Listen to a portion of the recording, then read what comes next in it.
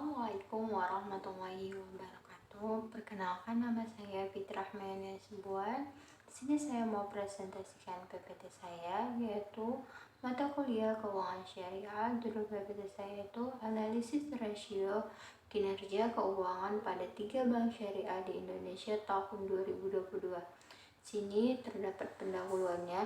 Analisis rasio kinerja keuangan pada bank syariah menjadi instrumen penting untuk memahami dan meningkatkan kinerja keuangan mereka.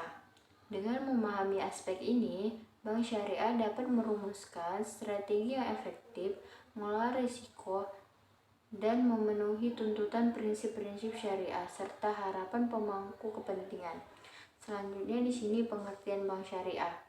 Bank syariah adalah layanan yang pengelolaannya berdasarkan prinsip syariah Islam.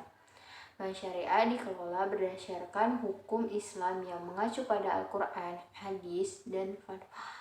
Bank syariah harus mematuhi ketentuan syariah Islam seperti memihak riba, penipuan, dan perjudian. Selanjutnya di sini ada 3 bank syariah yang dapat saya ambil, yaitu yang pertama Bank Mega Syariah, yang kedua Bank Syariah Indonesia atau disebut BSI, yang ketiga Bank Aceh Syariah. Selanjutnya di sini ada pengertian rasio keuangan. Merupakan suatu cara terpenting untuk melihat kinerja suatu perusahaan termasuk perbankan syariah. Rasio keuangan bank syariah dapat mencerminkan kinerja bank, meliputi likuiditas, probabilitas, dan solvabilitas. Rasio keuangan digunakan untuk mengevaluasi kondisi dan kinerja keuangan perusahaan. Sini selanjutnya jenis-jenis rasio keuangan. Terdapat 4 rasio. Yang pertama, rasio likuiditas adalah jenis rasio yang digunakan untuk mengukur kemampuan suatu perusahaan dalam memenuhi kewajiban keuangan jangka pendek. Yang kedua, rasio probabilitas mengukur kemampuan perusahaan untuk menghasilkan laba dari kegiatan operasionalnya. Yang ketiga, rasio solvabilitas mengukur kemampuan perusahaan untuk memenuhi kewajiban keuangan jangka panjangnya.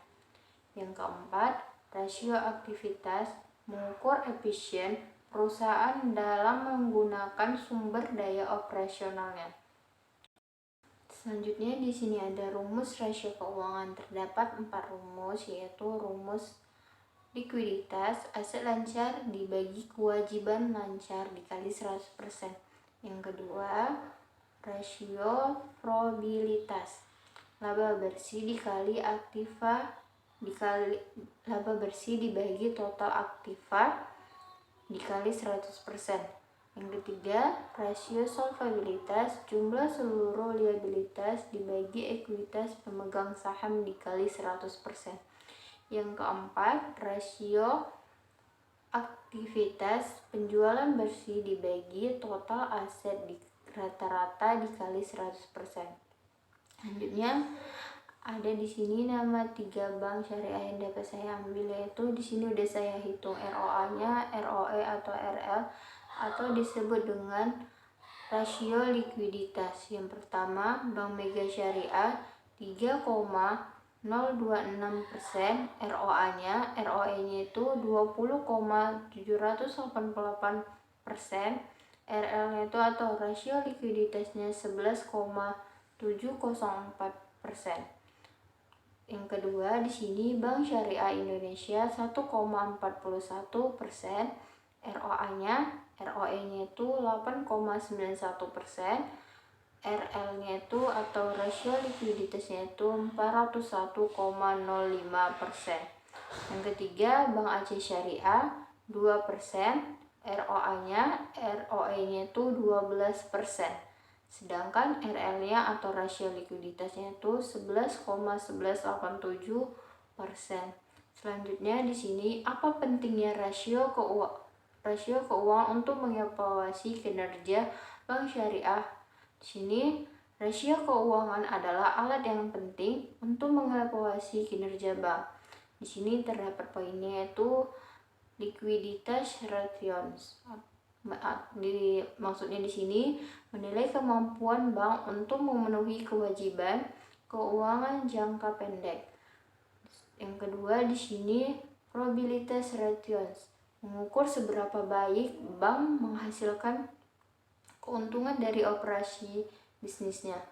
Yang ketiga asset quality ratios, memberikan wawasan tentang kualitas aset dan risiko kredit yang mungkin dihadapi. Selanjutnya di sini apa yang digunakan rasio keuangan sebagai pengukur kinerja bank.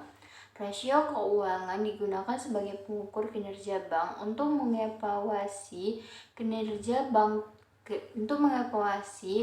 bank syariah tersebut. Sini selanjutnya kesimpulan. Analisis rasio kinerja keuangan Bank Syariah Indonesia menggambarkan gambaran komprehensif tentang performa keuangan lembaga-lembaga tersebut. Tujuannya menilai stabilitas dan kesehatan keuangan bank syariah, memastikan keterlanjutan operasional dan kepatuhan terhadap ketentuan perundang-undangan. Dengan tujuan ini, analisis rasio kinerja keuangan menjadi instrumen penting untuk membantu bank syariah untuk mencapai tujuan keuangan dan syariahnya. Baik, sekian dari hasil presentasi saya. Jika ada kekurangannya, saya mohon maaf dan saya akhiri dengan Assalamualaikum warahmatullahi wabarakatuh.